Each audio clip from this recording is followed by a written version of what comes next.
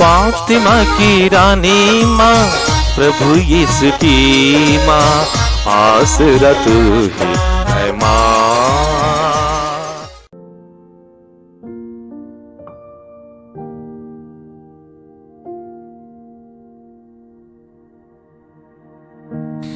पहला पाठ नबी यिर्मयाह का ग्रंथ, अध्याय 7, पद संख्याएं 23 से 28 तक।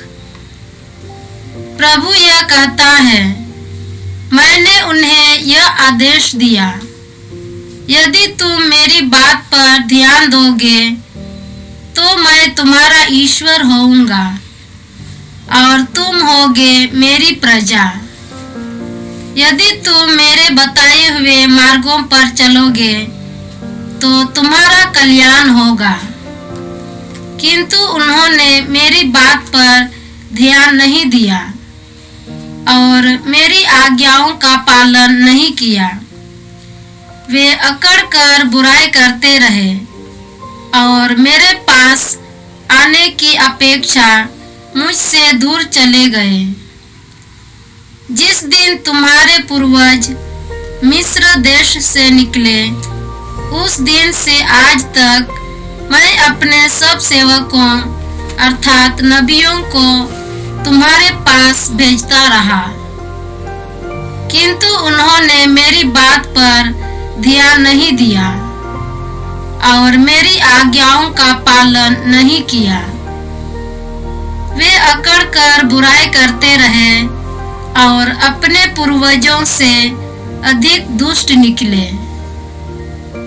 तुम उन्हें यह सब बता दोगे, किंतु वे तुम्हारी नहीं सुनेंगे। तुम उन्हें पुकारोगे, किंतु वे उत्तर नहीं देंगे।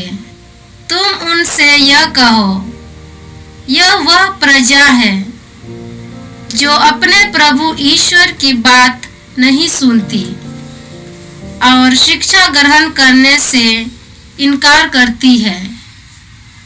सच्चाई नहीं रही, वह उनके मुख से चली गई है। यह प्रभु की वाणी है। ईश्वर को धन्यवाद। भजन अनुवाक्य। ओह, यदि तुम आज उसकी यह वाणी सुनो, अपना हृदय कठोर ना बनाओ। ओह, यदि तुम उसकी यह वाणी सुनो, अपना हृदय कठोर ना बनाओ। आओ, हम प्रभु के सामने आनंद मनाएं, अपने शक्तिशाली त्राणकर्ता का गुणगान करें। हम स्तुति करते हुए उसके पास जाएं, भजन गाते हुए उसे धन्य कहें। अनुवाक्य। ओह, यदि तुम आज उसकी यह वाणी सुनो, अपना हृदय कठोर ना बनाओ। ओह, यदि तुम आज उसकी यह वाणी सुनो, अपना हृदय कठोर ना बनाओ। आओ, हम दंडवत कर प्रभु की आराधना करें, अपने सृष्टिकर्ता के सामने घुटने टेके। वही तो हमारा ईश्वर है और हम हैं उसके चरागाह की प्रजा, उसकी अपनी भेड़ें। अनुवाक्य। ओह, यदि तुम आज उसकी यह वाणी सुनो, अपना हृदय कठोर ना बनाओ। ओह, यदि तुम आज उसकी यह वाणी सुनो, अपना हृदय कठोर ना बनाओ। ओह, यदि तुम आज उसकी यह वाणी सुनो, अपना हृदय कठोर ना बनाओ। जैसा कि पहले मरीबा और मस्सा की मरुभूमि में हुआ था, उस दिन तुम्हारे पूर्वजों ने मेरी परीक्षा ली। मेरे कार्यों को देखते हुए भी उन्होंने मुझ में विश्वास नहीं किया। अनुवाक्य। ओह, यदि तुम आज उसकी यह वाणी सुनो, अपना हृदय कठोर ना बनाओ। ओह, यदि तुम आज उसकी यह वाणी सुनो, अपना हृदय कठोर ना बनाओ। जय घोष। प्रभु कहता है, सारे हृदय से मेरे पास लौट आओ और मैं प्रेम पूर्वक तुम पर दया करूंगा। प्रभु आप लोगों के साथ हो और आपकी आत्मा के साथ। संत लूकस के अनुसार पवित्र सुसमाचार। हे प्रभु तेरी महिमा हो। अध्याय 11 पद संख्या 14 से 23 तक। यीशु ने किसी दिन एक अवधूत निकाला जिसने एक मनुष्य को गूंगा बना दिया था। अवधूत के निकलते ही गूंगा बोलने लगा और लोग अचंभे में पड़ गए। परंतु उनमें से कुछ ने कहा, यह अवधूतों के नायक बेलजबूल की सहायता से अवधूतों को निकालता है। कुछ लोग यीशु की परीक्षा लेने के लिए उनसे स्वर्ग की ओर का कोई चिन्ह मांगते रहे। उनके विचार जानकर यीशु ने उनसे कहा, जिस राज्य में फूट पड़ जाती है वह उजड़ जाता है और घर के घर ढह जाते हैं। यदि शैतान अपने ही विरुद्ध विद्रोह करने लगे तो उसका राज्य कैसे टिका रहेगा? तुम कहते हो कि मैं बेलजबूल की सहायता से अवधूतों को निकालता हूँ। यदि मैं बेलजबूल की सहायता से अवधूतों को निकालता हूँ तो तुम्हारे बेटे किसकी सहायता से उन्हें निकालते हैं? इसलिए वे तुम लोगों का न्याय करेंगे।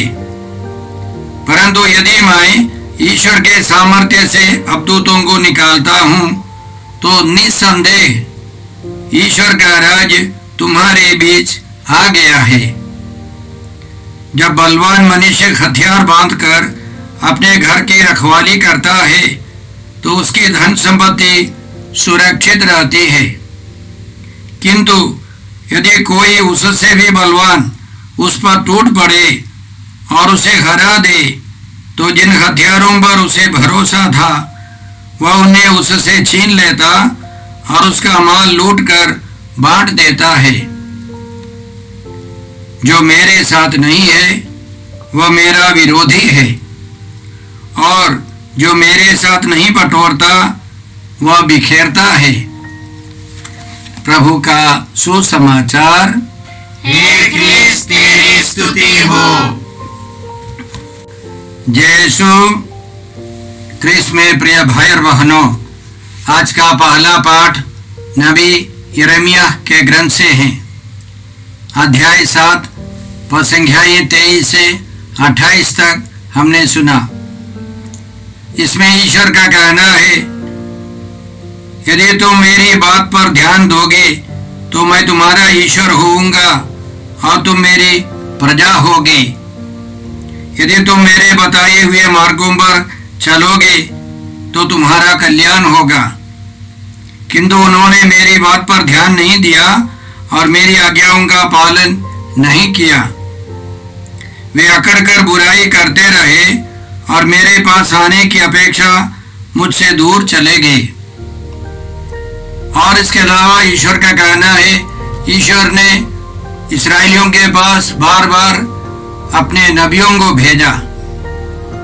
इस्राएलियों ने ईश्वर के नबियों की बात पर भी ध्यान नहीं दिया। अंतिम में ईश्वर का कहना है, वे अकड़ कर बुराई करते रहे और अपने पूर्वजों से अधिक दुष्ट निकले। ईश्वर ने अंतिम में यिर्मयाह से कहा, तुम उन्हें यह सब बता दोगे किंतु वे तुम्हारी नहीं सुनेंगे। तुम उन्हें पुकारोगे किंतु वे उत्तर नहीं देंगे। तुम उनसे यह कहो, यह वह प्रजा है जो अपने प्रभु ईश्वर की बात नहीं सुनती और शिक्षा ग्रहण करने से इनकार करती है। सच्चाई नहीं रही, वह उनके मुख से चली गई है। जब हम लोग इन वचनों को सुनते हैं तो लगता है आजकल भी यही तो सही है। बहुत सारे लोग ईश्वर की बातें सुनना नहीं चाहते हैं।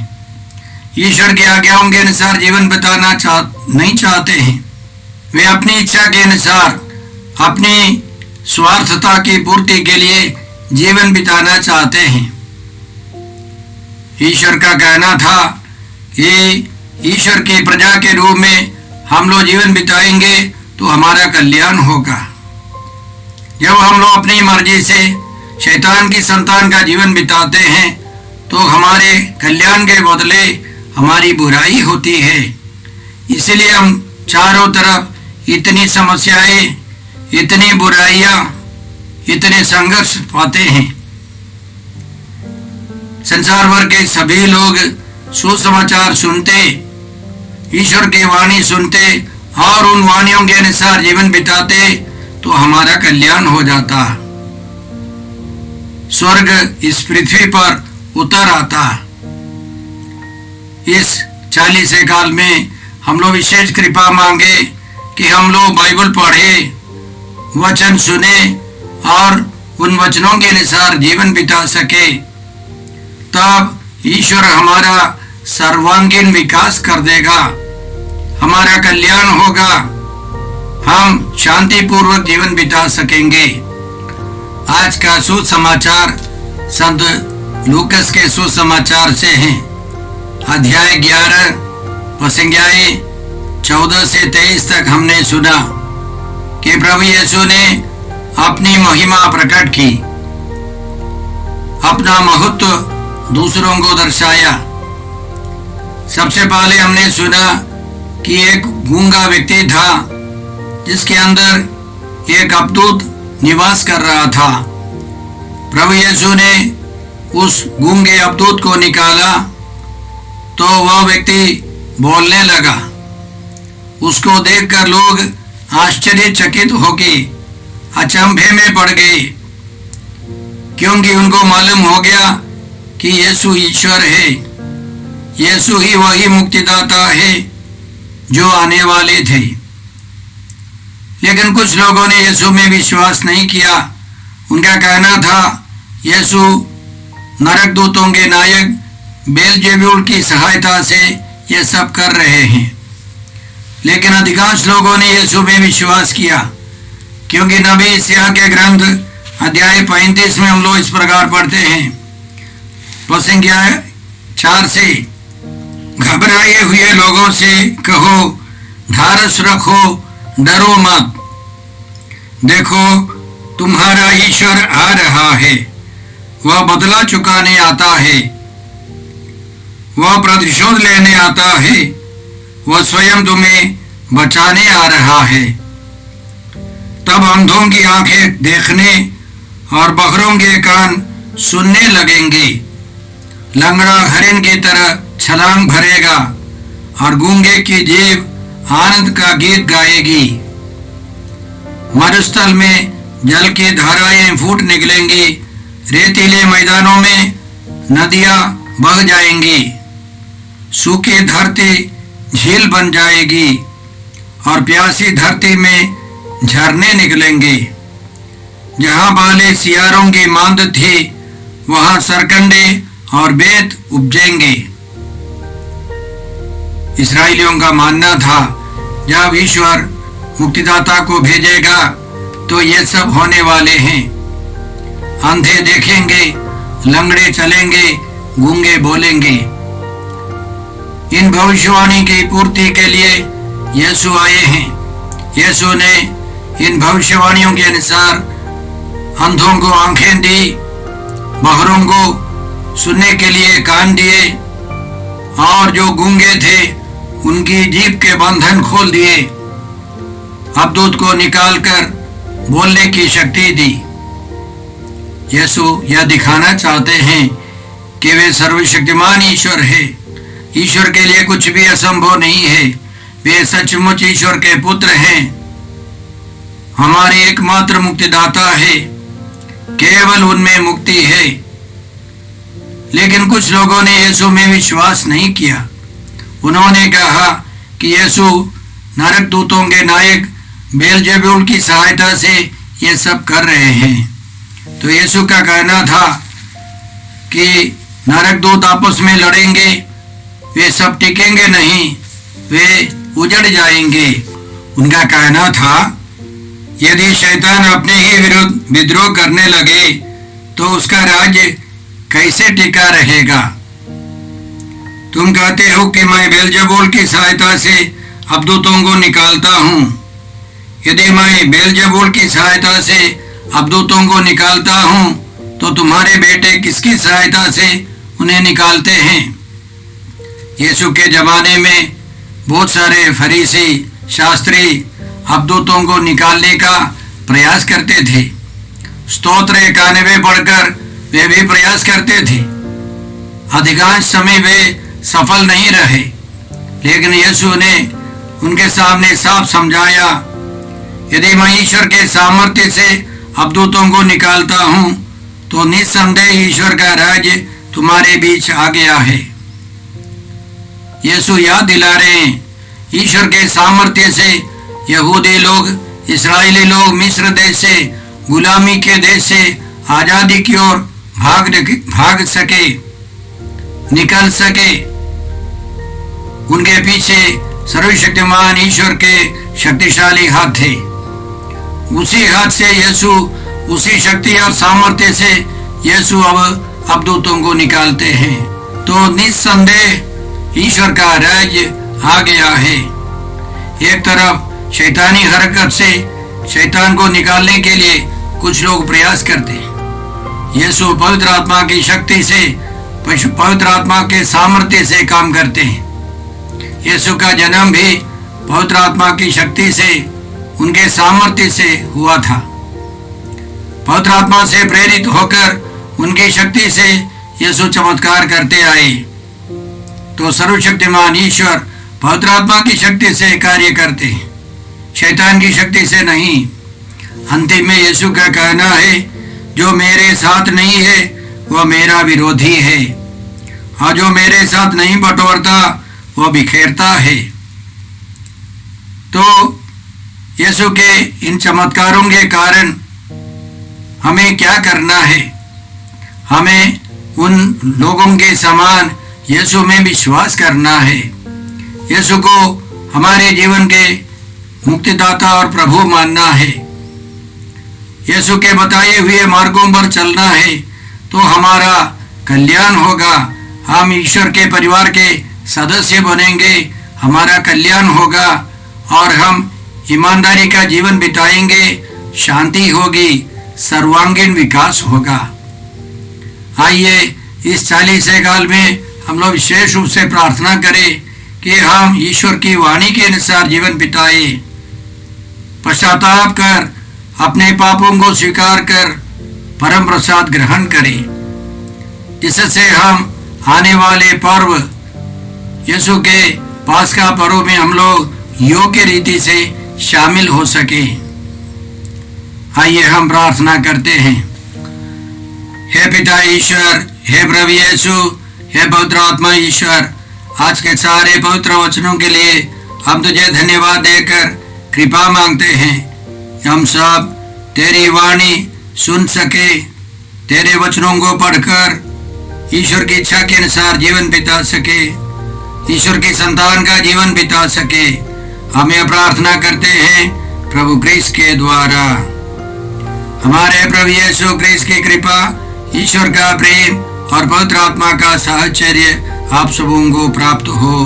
आमीन। यीशु क्रिस्त में प्रिय भाई और बहनों, प्रभु यीशु ने हमें आदेश दिया है संसार के कोने कोने में जाकर सारी सृष्टि को सुसमाचार सुनाओ। सुसमाचार सुनने के लिए और सुनाने के लिए एक अच्छा मौका है। आप कृपया इस चैनल का सब्सक्राइब करें, लाइक करें, शेयर करें, बेल आइकन दबाएं ताकि यहाँ की नई वीडियोस की सूचना आपको मिलती रहेगी। साथ साथ आप दूसरों को भी प्रेरणा दें इसका सब्सक्राइब करने के लिए। याद रखें, कल के मिसा के दैनिक पाठ और उस पर टिप्पणियाँ आज ही दोपहर के बाद हम लोग अपलोड करते हैं। कृपया कृपया आज ही उसको सुनकर कल की तैयारी करें। साथ साथ आप दूसरों को भी प्रेरणा दें इसका सब्सक्राइब करने के लिए। याद रखें, कल के मिसा के दैनिक पाठ और उस पर टिप्पणियाँ आज ही दोपहर के बाद हम लोग अपलोड करते हैं। कृपया आज ही उसको सुनकर कल की तैयारी करें। प्रभु यीशु आपको और आपके परिवार को 100 गुनी आशीष देंगे। जय यीशु।